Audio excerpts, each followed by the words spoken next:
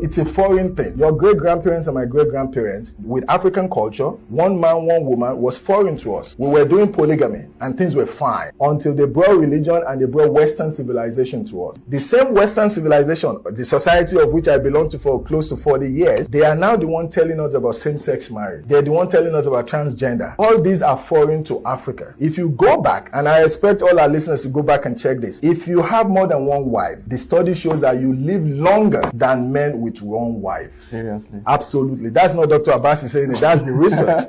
And so proven research. So you can now start asking yourself. So biologically, however, I can tell you this. Why is it that women have biological clock and men don't? She starts her menstrual period at the age of 11 or 12. She can only give birth during that time until she becomes menopausal. 50 and a half. Now we're even seeing some of them younger at the age of late 30s, 40s getting into menopause. One of the theory behind that is their estrogen dries up. Estrogen is one of the things they need. Estrogen is one of those things that make them wet, that allows them to get pregnant. But for you and I, our testosterone never dries up. If you are 80, you are 90, you're going to continuously make testosterone. So the argument I tell people is because God wants us to remain sexually active. So if my wife is menopausal, she's still going to want to give it to me, but it's not going to be the same like when she was in her 20s, because now she has lost her estrogen. The body changes, her vagina dries up because estrogen makes them lubricated. So sex is even going to become more painful to her. So why can't she allow me to have a younger side chick?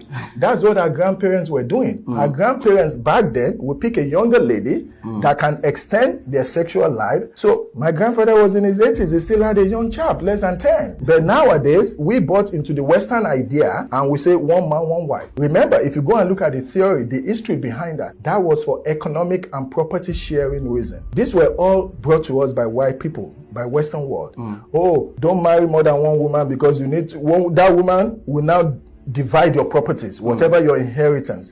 So they were coming from pure economic reasons. We did not have that issue. During the days of my great-grandparents, African economy was based on agriculture. Agriculture, the more land you have, the more people you will need to work on it. We were not thinking of to go and bring white people to come and work on our farm. We have to make children. So my grandparents had multiple wives, and that was how we survived. And the family, I grew up in a polygamy